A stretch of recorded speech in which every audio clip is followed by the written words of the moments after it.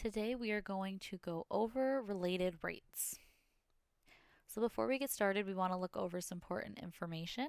So what we want to do is write down all the information given to us in the question. And then when necessary, we want to draw and label pictures if we're able to do so we can get a better representation of what we're looking at. And when we do these examples, we're going to do a three-step process. The first one will be to set up the equations that relate the needed variables in this scenario. So we should try to draw a picture if we're able to. 2, we're going to take the derivative of the equations with respect to the correct variable to get the rate of change. And then 3, we're going to plug those values in to the equation to solve for the desired rate of change. And again, we're going to do this process in each of the examples following this slide.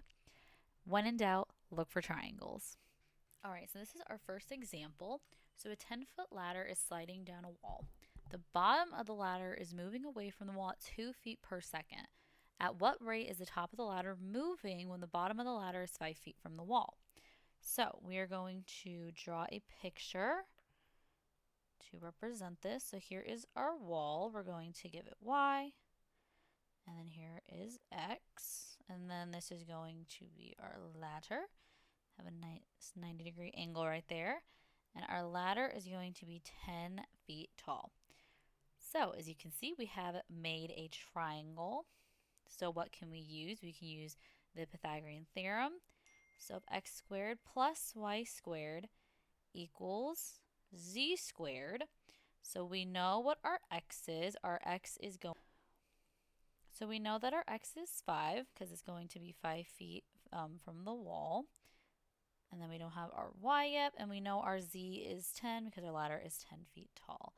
So that is going to be 25 plus y squared equals 100. Then we're going to have y squared equals 75. We're going to square root both sides, and y we are going to get 5 square root 3. So then the next thing we're going to do is, if you remember, we are going to get the derivative of our equation. So what we're going to get is 2x dx over dt plus 2y dy over dt, and that is going to equal 0. And so we know that our dx dt, which is our rate, is going to be 2. We are given that x will be 5, and then we just found that y will be 5 square root 3. So taking all of that, we're able to plug it in using, put a star, using this equation. So we get 2 times 5 times 2 plus 2 times 5, the square root of 3, multiplied by our dy dt, which is going to be equal to 0. And then we're just going to simplify. So 20 plus 10 to the third times dy over dt equals 0. And then dy dt is going to equal negative 20 over 10 to the third, which we can simplify to negative 2 square root 3, and that's going to be in feet per second. Example 2, so a 6-foot tall person is walking away from a streetlight at 5.5 feet per second. The streetlight is 15 feet tall, so how fast is the tip of the person's shadow moving away from the streetlight?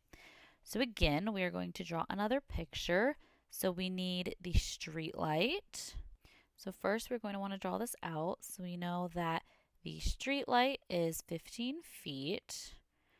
We know that the person here standing is 6 feet. The tip and then all the way down. So right here where the person's standing, we're going to call x. And then since x is moving this way, we're going to call this area S. So then for our total distance, we will have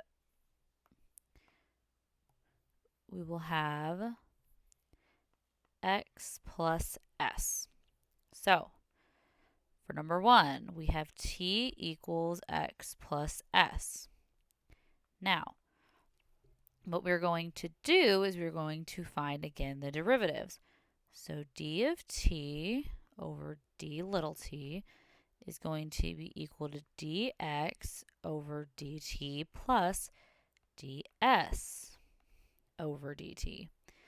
And now, using similar triangles, what we can do is s over 6, so as we can see the triangle right here, s over 6 is going to be equal to x plus s over 15. So now you're looking at the bigger triangle, x plus s over 15.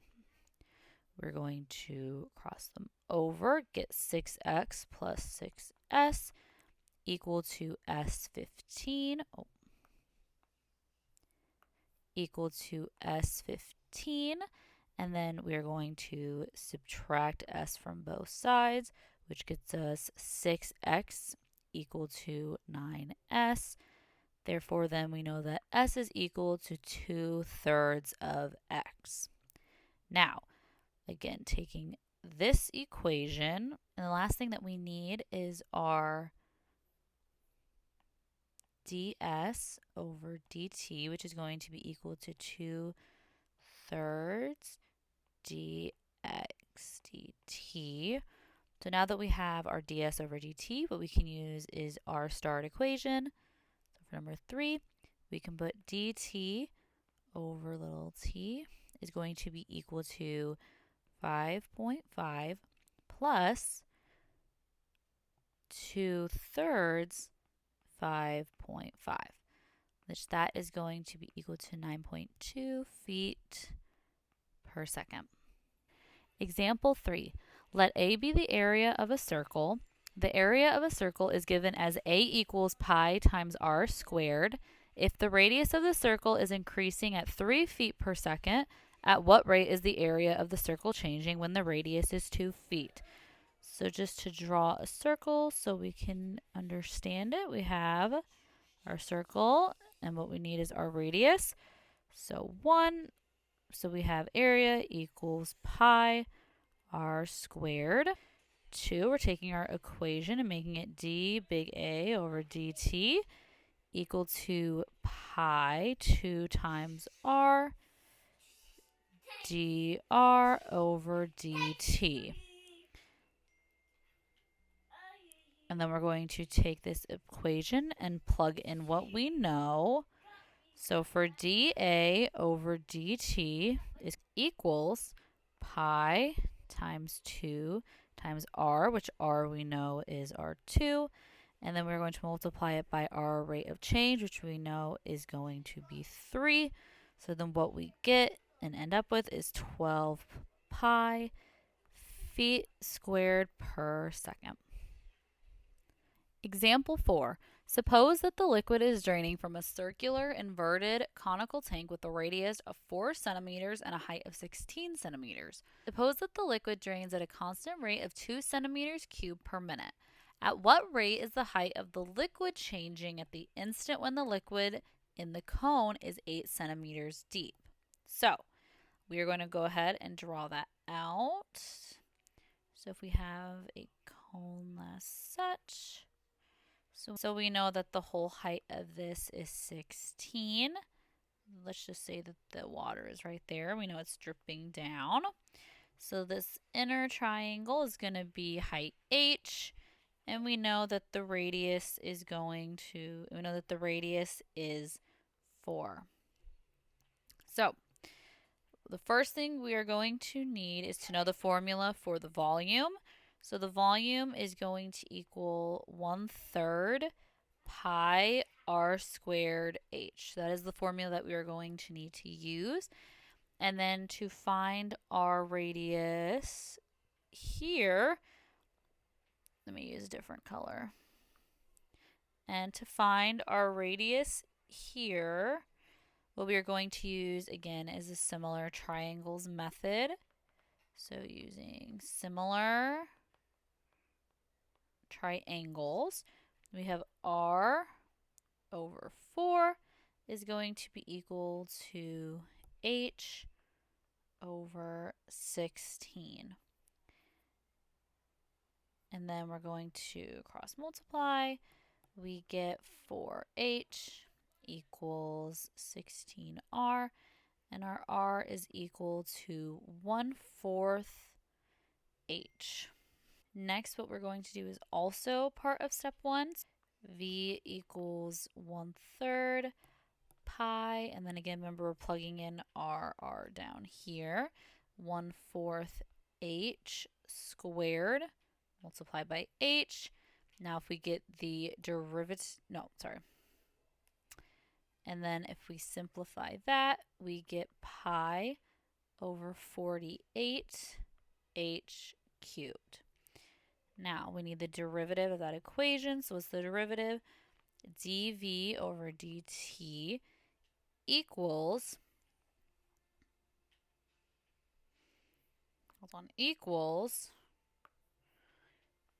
pi over 48 multiplied by 3h squared dh dt. Now, again, we are going to take this equation and we are going to use it with what we know. So again, what do we know? We know that dv dt is equal to -2, which is the constant rate of change as the liquid drains. We know that h is equal to 8 because that is what the liquid is going to be at, 8 centimeters deep, and we want to know the rate of change. So we're going to plug in those numbers. So -2 equals pi over 48 multiplied by 3h squared times dh dt. -2 equals 4 pi times dh dt. So then finally, we get our change of rate, dh dt, equal to -1 to pi centimeter per minute. Our last example, example 5, a rectangular prism water tank is being filled at the constant rate of 0.02 meters cubed per second. The base of the tank has dimensions with width equal to 1 meter and the length equal to 2 meters. What is the rate of change of the height of the water in the tank when the height of the water is 1 meter? So, all right, let's go ahead and draw this out. So if we have a tank, something like this, and this is 1 meter, this is 2 meters, and we have some water in there. So the first thing we're going to do is we know that for volume, it's going to be equal length times width times height. So we have our length, we have our width, we just don't know our height. So V is going to be equal to 2h. Next, we're going to get the derivative. So dV over dt is going to be equal to 2 dh dt. And remember, we take this equation and we are going to plug what we have and what we know in. So we know that dV over dt is going to be 0.02 since we know the constant rate of change. So we're going to have 0.02 equal to 2 dH dt. dH dt equal to 0.01 meters per second. And that is all for our related rates video, but tune in later and we will have related rates bonus problems if you want to go over more examples.